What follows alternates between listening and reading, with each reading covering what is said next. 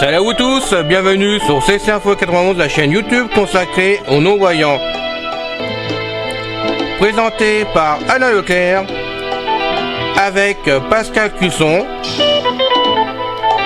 musique de notre ami José Licenciato, qui nous l'offre gratuitement la musique, merci à lui.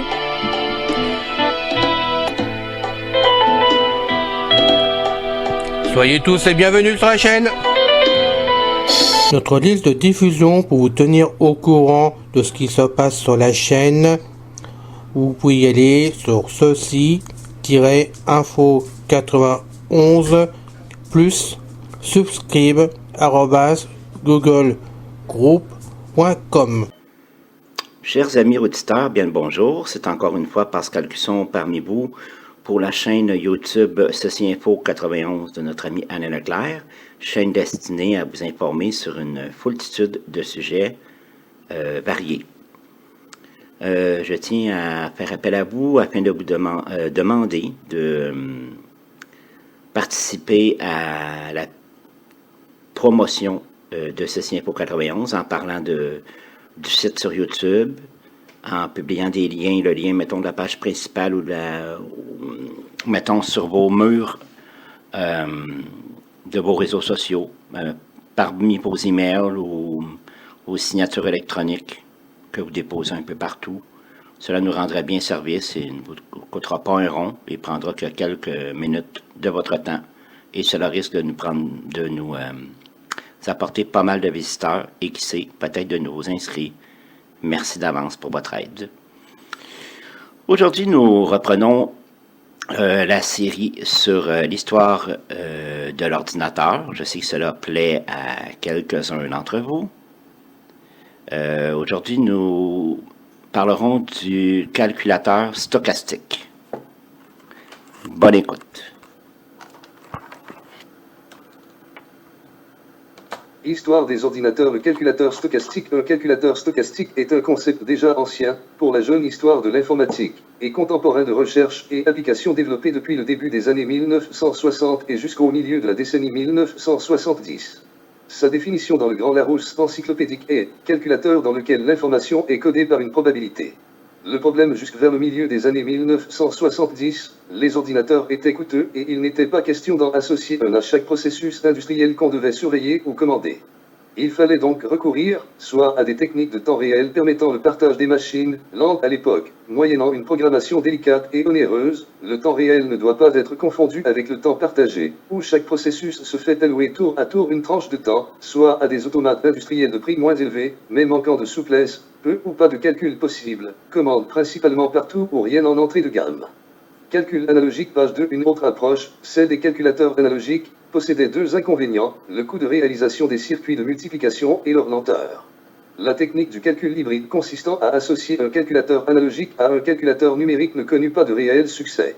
Les automates industriels constitués d'une simple mémoire offraient une solution séduisante, mais limitée à des contrôles ou commandes de type tout ou rien, donc manquant de souplesse pour la régulation de procédés demandant une surveillance et ou une commande fine. Une voie nouvelle au début des années 1960 et sur une idée émise en 1953 par John von Neumann, un des chercheurs de la compagnie Alstom, représentèrent une grandeur entre 0 et 1 par une probabilité de présence d'un 1 sur une ligne. Une multiplication ne demandait alors plus qu'un simple et logique circuit très bon marché à produire, à une très bonne vitesse. L'estimation à 1% de la probabilité ne demandait que 10 ms avec une fréquence de 10 000 Hz. Page 3. Encore fallait-il pour cela que les entrées soient fautes d'orthographe décorrélées, ce qui se réalisait par un petit dispositif additionnel, soit une ligne à retard, soit comportant un générateur aléatoire et un circuit ou exclusif, X ou Y. La précision du résultat dépendait uniquement du temps d'observation du train de bits représentant la donnée. Cela pouvait être utile dans les domaines où il importe d'avoir une estimation, même grossière, le plus rapidement possible, et où on peut prendre le temps de l'affiner ensuite. Calage d'un tir sur une cible, par exemple. Dès le milieu de la décennie 1960, cette idée avait suscité un intérêt à l'international et quelques machines furent produites à la fin de la décennie, comme le Rascal.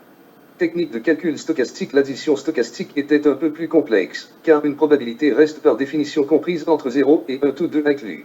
Un système à 3 portes logiques permettait à partir de P1 et P2 sur deux entrées d'obtenir en sortie, P1 et P2, 2. Il revenait donc à l'utilisateur de se souvenir que la valeur était sur cette ligne à l'échelle 1-2 et d'effectuer la faute d'orthographe recalibration de ses résultats en sortie. Si le doublage d'une quantité n'était pas possible sans faute d'orthographe recalibrage, sa division par 2 était en revanche simple et donc économique, par simple mise à 0 d'un bit reçu sur 2. Phase historique démarrage et premier déclin. Les calculateurs stochastiques, bon marché, fiables et faciles à produire en grande quantité, furent considérés dans les années 1970 comme des substituts prometteurs aux circuits fluidiques utilisés dans le monde militaire et industriel.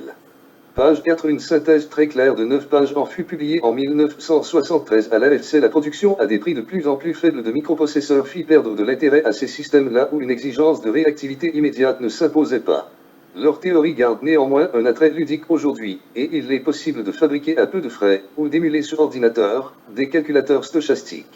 Les performances actuelles, 2018, et futures des microprocesseurs et microcontrôleurs rendent de ce fait peu probable un retour des calculateurs stochastiques.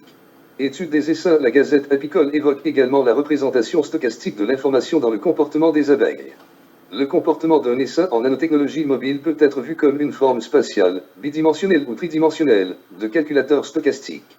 Résurgence. Une classe de réseaux de neurones formels nommés neurones stochastiques binaires, faute d'orthographe stochastic binary neurons, utilise la sortie de la fonction logistique de chaque neurone comme probabilité d'envoyer un E dans une distribution de Poisson.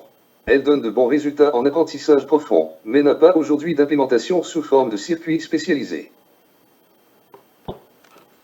Voilà, chers amis, fin du podcast sur l'histoire de l'ordinateur concernant les calculateurs stochastiques. Merci pour votre écoute. Jusqu'à la prochaine fois. Bye bye. Ciao. C'est fini les amis. Merci d'être passé sur la chaîne. Je vous dis à bientôt avec Pascal. Pensez à vous abonner, c'est important pour nous. Pensez à venir sur notre forum, c'est aussi important pour nous. Bye bye les filles. Salut les gars. À bientôt.